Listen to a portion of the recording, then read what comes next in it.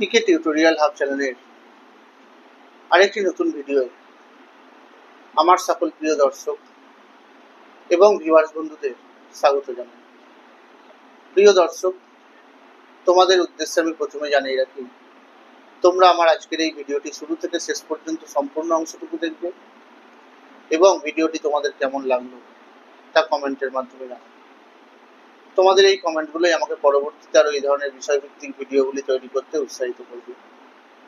তোমরা আমার আজকের এই ভিডিওটি তোমাদের আত্মীয় স্বজন, বন্ধুবান্ধব এবং সহপাঠীদের মধ্যে শেয়ার করে দেবে, যাতে তোমাদের মতো তারাও এই বিষয়ভিত্তিক ভিডিওগুলির মধ্যে দিয়ে উপকৃত হতে পারে। পশ্চিমবঙ্গ উচ্চ প্রাথমিক শিক্ষা সংসদের অষ্টম শ্রেণীর ইতিহাস বিষয় নিয়ে আজ আলোচনা করব। এই ইতিহাসের আজ আলোচিত অধ্যায় আঞ্চলিক শক্তির উত্থান। এই আঞ্চলিক শক্তির উত্থান অধ্যায় থেকে আমি তোমাদের প্রথম পর্বের যে ভিডিওটি করেছিলাম সেখানে যতটুকু অংশ নিয়ে আলোচনা করেছিলাম, আজকে ঠিক তার পরবর্তী অংশ থেকে আলোচনা শুরু করব। আজকে প্রথমেই আলোচনার বিষয় হায়দ্রাবাদ রাজ্যের উত্থান কিভাবে হয়েছিল। মুঘল সম্রাটদের আমলে মুঘল দরবারের একজন শক্তিশালী অভিজাত ছিলেন মীর কামারউদ্দিন খান সিদ্দিকী। মুঘল সম্রাট ঔরঙ্গজেব তাকে চিন পুলিশ খান উপাধি দিয়েছিলেন। পরে অবশ্য এই মীর কামারউদ্দিন খান সিদ্দিকী সম্রাট ফারুকসিয়ারের কাছ থেকে নিজামুল মুলক এবং সম্রাট মোহাম্মদ শাহের কাছ থেকে আসফ ঝা উপাধি নিয়ে 1724 খ্রিস্টাব্দে হায়দ্রাবাদ রাজ্যের প্রতিষ্ঠা করেছিলেন। মুঘল প্রাদেশিক শাসক মুবারিজ খান হায়দ্রাবাদে প্রায় স্বাধীন শাসকের মতোই ছিলেন।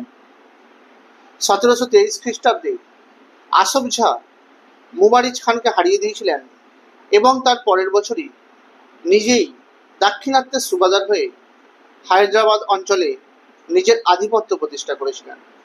এভাবে ক্রমশই স্থায়ীভাবে হায়দ্রাবাদ থেকে প্রশাসন চালাতে শুরু করেছিল নিজাম।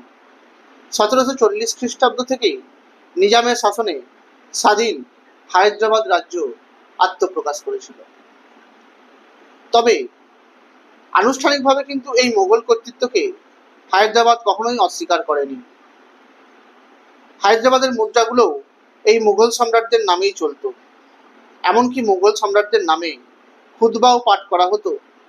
তবে বাস্তবে প্রশাসনের সমস্ত গুরুত্বপূর্ণ কাজ নিজামরা স্বাধীনভাবেই চালাতেন। মুঘল সম্রাটের কাছে কোনো খবরাখবর পর্যন্ত পৌঁছত না। হায়দ্রাবাদের প্রশাসনে আনুষ্ঠানিকভাবে মুঘল কাঠামো বজায় থাকলেও তার ভেতরে কিন্তু বেশ কিছু পরিবর্তন করা হয়েছিল। যেমন বলা যায়, জায়গিরগুলিকে ক্রমে বংশগত করে দেওয়া হয়েছিল। প্রশাসনে অনেক নতুন নতুন লোককে যুক্ত করা হয়েছিল। এক কথায় বলতে গেলে হায়দ্রাবাদে প্রশাসনিক ক্ষমতার বিকেন্দ্রীকরণ ঘটানো হয়েছিল। এরপরে আসছে অযোধ্যা রাজ্যের উত্থান। 1722 খ্রিস্টাব্দে সাদাত খানের নেতৃত্বে অযোধ্যা একটি স্বশাসিত আঞ্চলিক শক্তি হিসেবে গড়ে উঠেছিল।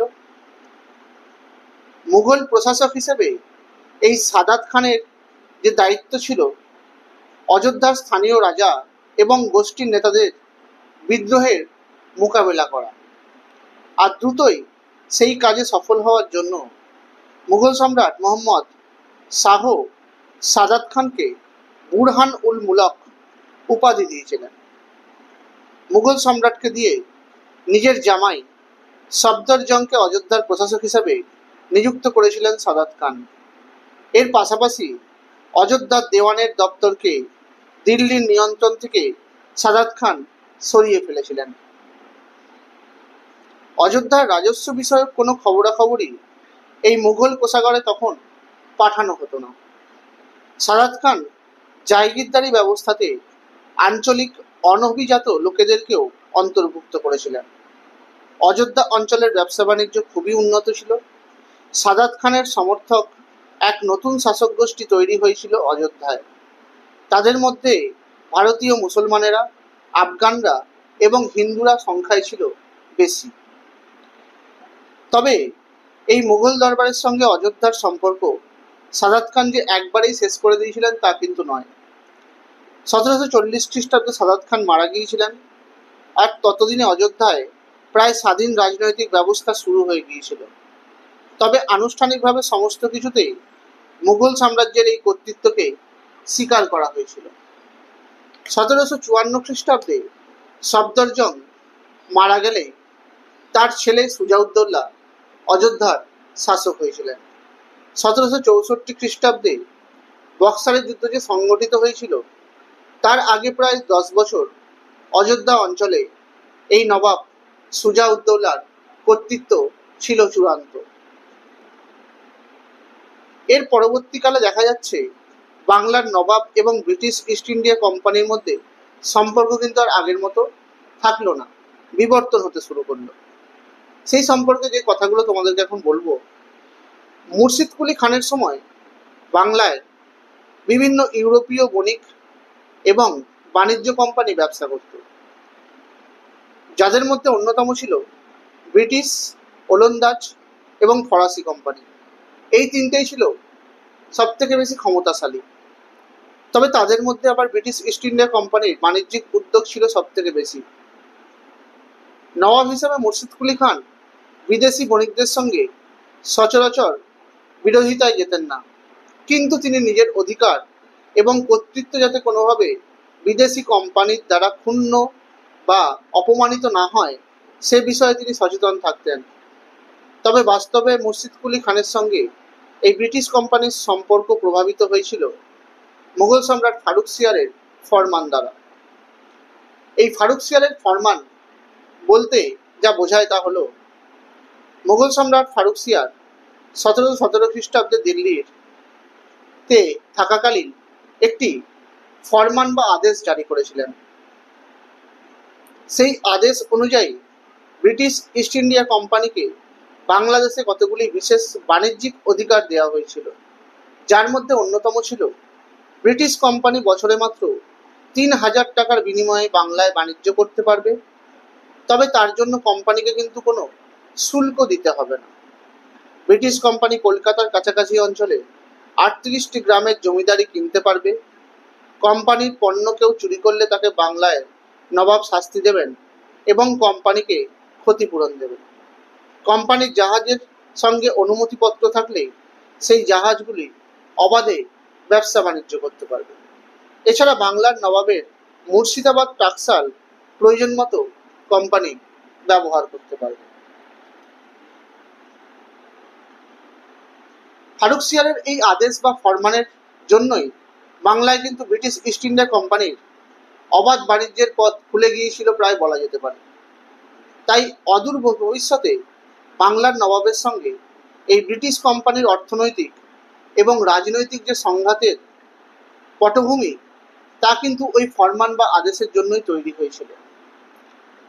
সুবা বাংলায় প্রায় স্বাধীনভাবে শাসন কার্য চালালেও মুর্শিদ কুলি খান কিন্তু মুঘল সম্রাটের অধীনে ছিলেন, যার ফলে কোম্পানিকে দেওয়া ফারুকসিয়ারের এই ফরমান বা আদেশ সরাসরি নাকচ করার অধিকার কিন্তু মুর্শিদ কুলি খানের ছিল না। তবে ওই ফরমান ব্যবহারের ফলে ব্রিটিশ কোম্পানির বাণিজ্যিক সুবিধা যে বাড়তি হয়ে যাচ্ছে সেই ব্যাপারটাও কিন্তু মুর্শিদ কুলি খানের খুব একটা পছন্দ ছিল না, যার ফলস্বরূপ গোড়া থেকেই এই আদেশ বা ফরমান প্রদত্ত কোম্পানির অধিকারকে মুর্শিদ কুলি খান সীমিত করতে চেয়েছিলেন।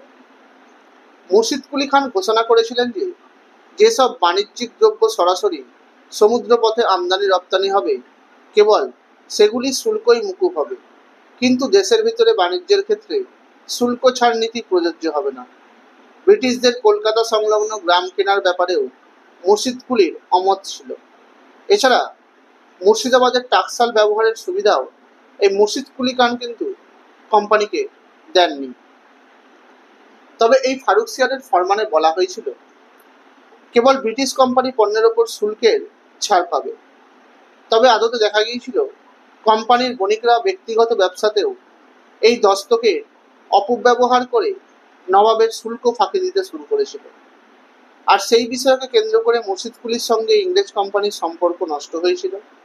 এছাড়া নবাবের অনেক কর্মচারীও ব্রিটিশ বণিকদের থেকে নানা অজুহাতে টাকা পয়সা দাবি করতেন, এমনকি সেই দাবি না মেটালে ব্রিটিশ কর্মচারীদের ওপর মাঝে মাঝে অত্যাচার করত নবাবের কিছু কর্মচারী। আর তেমনই একটি ঘটনাকে কেন্দ্র করে নবাব মুর্শিদ কুলি খানের সঙ্গে ব্রিটিশ কোম্পানির বিরোধিতা তৈরি হয়েছিল বা দেখা গিয়েছিল। আর শেষ পর্যন্ত কিন্তু সেই বিরোধিতায় জগৎ শেঠ যখন হস্তক্ষেপ করেছিলেন তখন বিষয়টি মিটে গিয়েছিল। তবে বাংলার নবাব এবং ব্রিটিশ কোম্পানির বিরোধের যে সূত্রপাত সেখানেই হয়েছিল কথা কিন্তু বলার অপেক্ষা রাখে না। আজকে আমি তোমাদের এই আঞ্চলিক শক্তির উত্থান অধ্যায় থেকে এইটুকু বিষয় নিয়ে আলোচনা করলাম। এই অধ্যায়ের বাকি অংশটুকু পরবর্তী ভিডিওগুলোতে আলোচনা করব। তোমরা আমার আজকের এই ভিডিওটি লাইক করে দেবে, কমেন্ট করবে, শেয়ার করে দেবে। আমার চ্যানেল নতুন দেখে থাকলে চ্যানেলটি সাবস্ক্রাইব করে দেবে। পাশে থাকা বেল আইকনটি প্রেস করে দেবে যাতে তোমরা আমার ভিডিও নোটিফিকেশনগুলো পেতে পারো। তোমরা আমার ফেসবুক পেজে ফলো করে দেবে আর ইনস্টাগ্রামে ফলো করে দেবে। ধন্যবাদ।